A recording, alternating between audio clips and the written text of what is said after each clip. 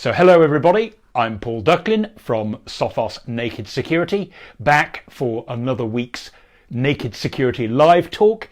As you can see, today's topic is, but what if my password manager gets hacked? And that is a very good question. So first, let me explain why that question suddenly came up this week. Well, the reason is that yesterday, a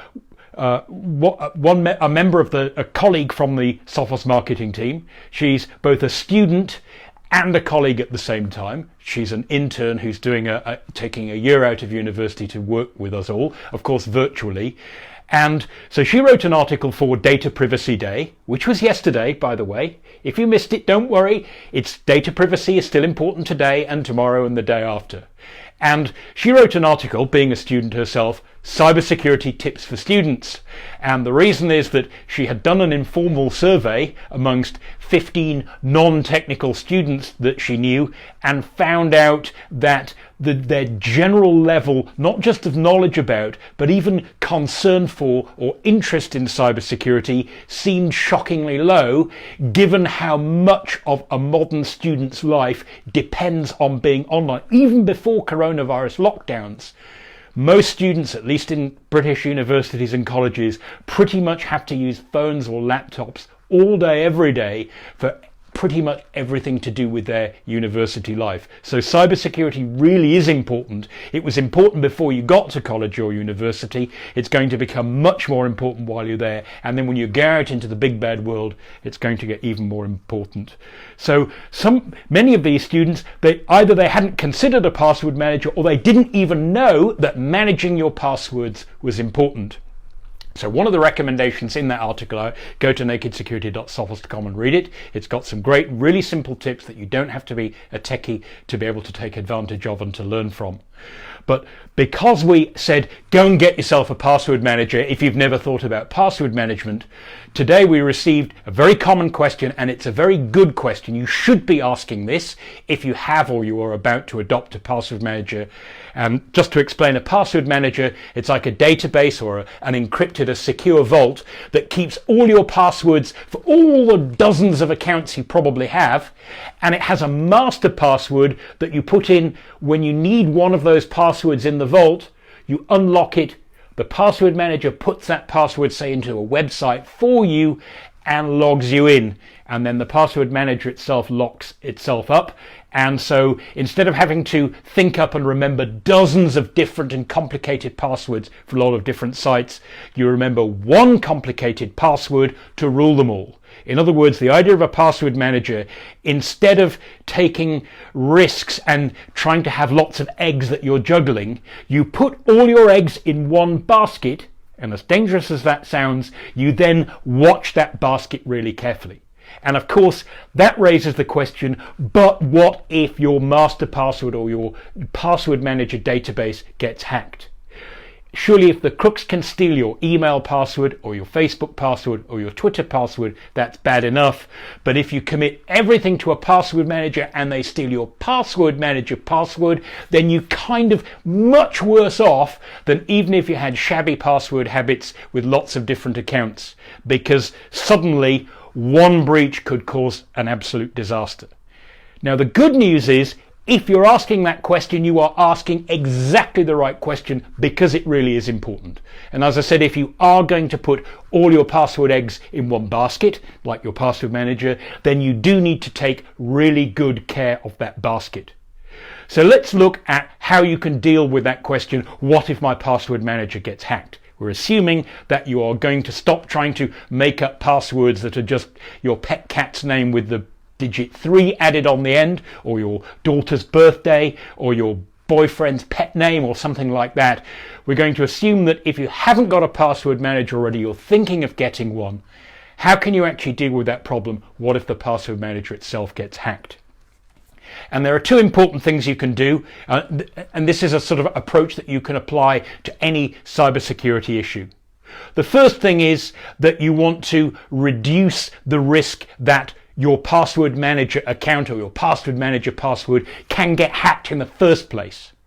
And secondly, assuming that the worst happens and it does get hacked, how do you reduce the risk that unfolds if that should happen. And if you can do both of those things, then of course you're doubly reducing the risk, and you're putting yourself in a position where you're not having to make up passwords all the time, sometimes at short notice, for websites that you visit, and then later thinking, golly, I wonder what that password was and should I change it?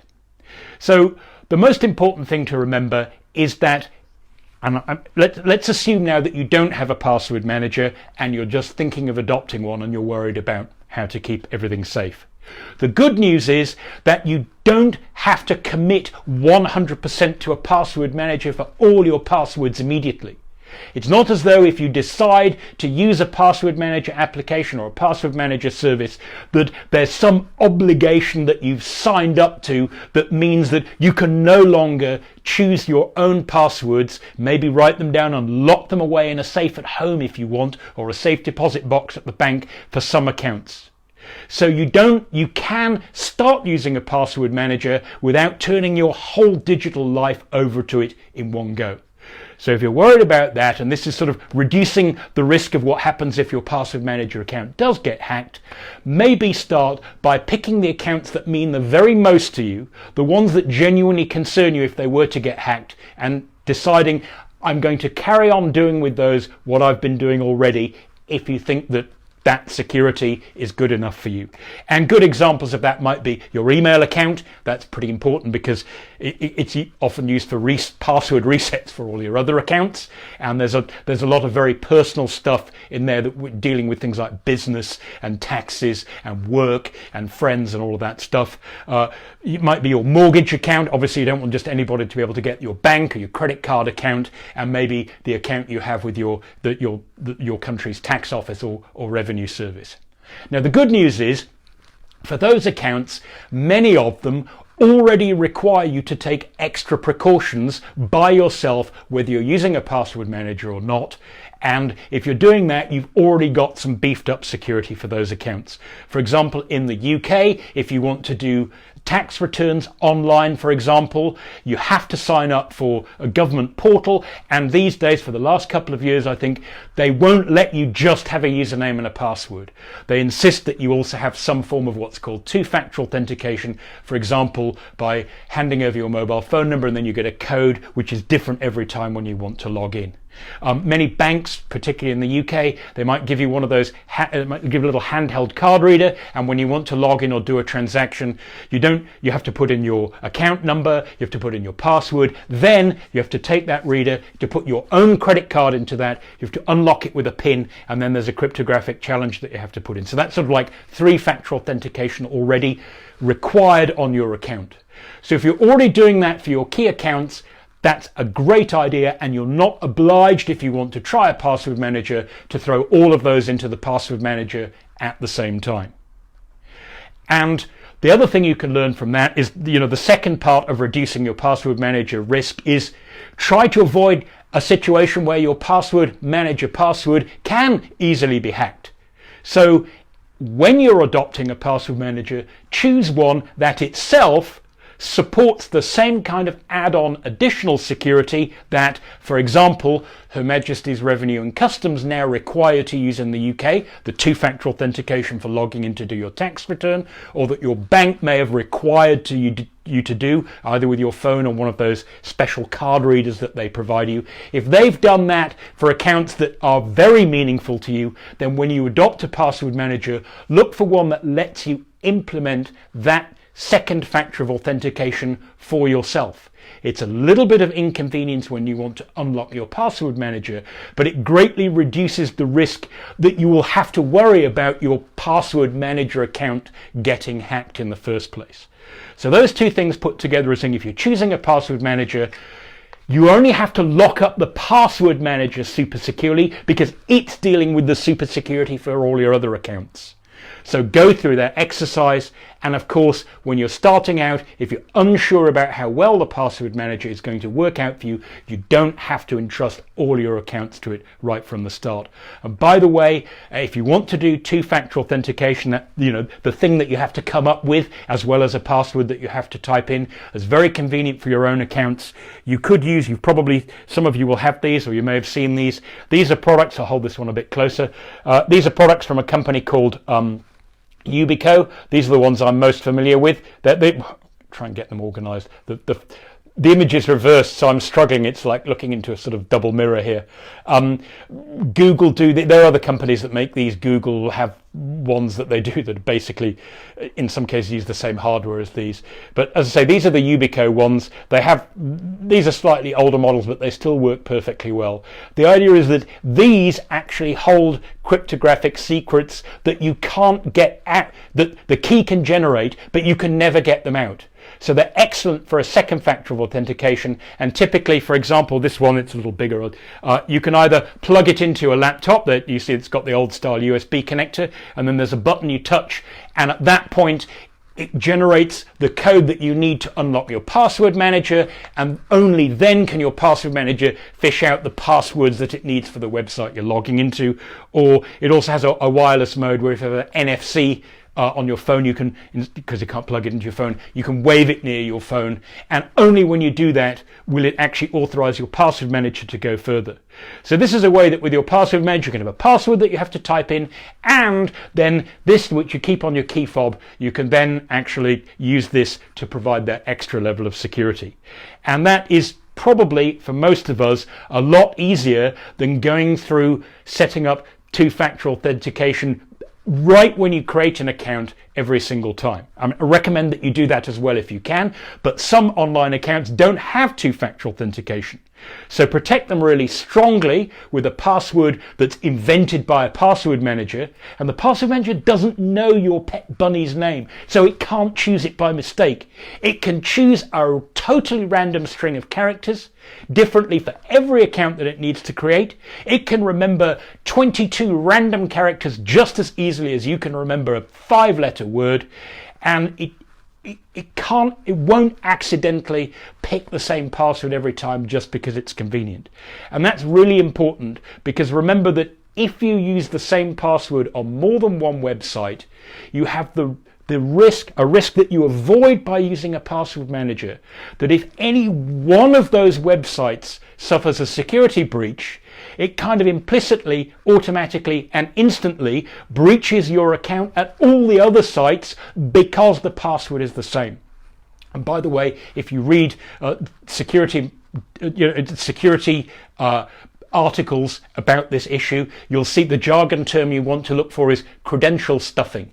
It's a fancy way of saying if the crooks get a password to one of your accounts, because they don't have to get it from your computer or from your password manager, much more likely that they'll get it through some breach at the other end, you might think. In other words, or they could do that and then you wouldn't even know that they've got the password because there's nothing you can do to control it. And whenever that happens, you should assume that the crooks will immediately try that same password against every other account that they can think of that you might have. So if that password, say, worked for your Gmail account, they'll immediately and automatically, they don't need someone sitting typing it in, they will try it on Facebook, Twitter, Instagram, WhatsApp, LinkedIn, TikTok, whatever accounts you've got. They'll try that. That's why it's called credential stuffing. They basically go to the login page for 20 different accounts that they think you've got, and they try the same password over and over again. And if it works on any of those accounts, they tick a little box for themselves and say, great, instead of phishing one password, we've now got 12 different passwords for you. And that is what a password manager immunizes you against, and why we think that the risk that your password manager account or your password manager database might get hacked can be reduced much more to taken to a much smaller risk than trying to worry about protecting that password on every single website that you deal with where it's not directly under your control. So if you are the kind of person who is a password reuser, in other words, you kind of think, you know what, I don't want to use a password manager, I'll make up a password, I'll remember one complicated password, and then maybe I'll put -FB Facebook, -TW, Twitter, -LI, LinkedIn. By the way, if you do that, you are reusing passwords. The crooks will figure that out. They know how to look for patterns, complicated stuff, simple stuff. So when they're doing credential stuffing, they don't just try the exact password. They know how people typically mutate their passwords, believing that they're adding complexity when they aren't really. So if you're already reusing passwords on multiple accounts, then a password manager is absolutely for you, because it's much less likely that you're going to give away your password manager password. And if you did, and all the passwords inside were the same, that would be equivalent to giving away those passwords to any one website. And the other place where a password manager really is for you is if you're one of those people who still believes in the idea of unimportant passwords or don't care websites. Now, a lot of people do that, and we see that in comments on Naked Security all the time, where they say, I don't need a password manager. I've got 3 or 4 passwords for my important accounts, which I remember, and they're all different, and I've put a lot of effort into making those complicated. Good for you. That's a good thing to do, and it means those passwords indeed maybe don't need to be in a password manager. And they say, for all the others, I just don't care. I've got an account with a local newspaper. I've got an account with like the discussion board for organising the parish fete this summer. I've got, I've got an account at the gym. I've got an account at a bicycling club I belong to. Those are kind of unimportant, and therefore I don't care if the password gets exposed, because it doesn't really matter.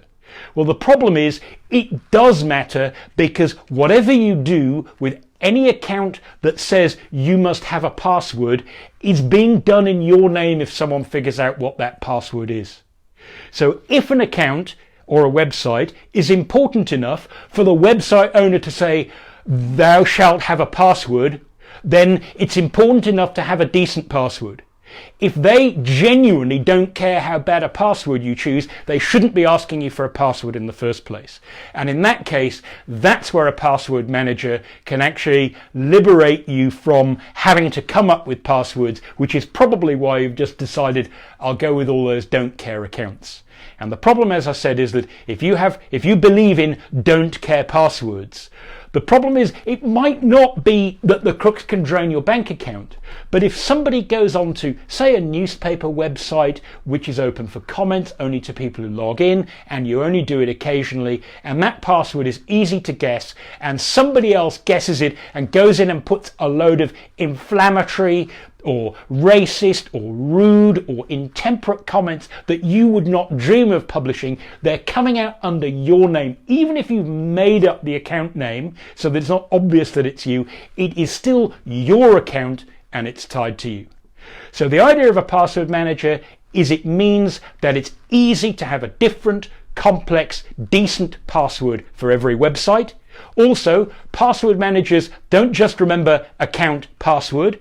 Typically they remember web page account password, so they protect you from accidentally putting the right password into the wrong site run by the crooks. Because when you go to a so-called phishing site and it's a fake bank site and it says now put in your banking password, you can help yourself by typing in your password. Your password manager can't help you because it has no idea what that website is for, so it has no password to match against it, which is actually another great benefit of a password manager.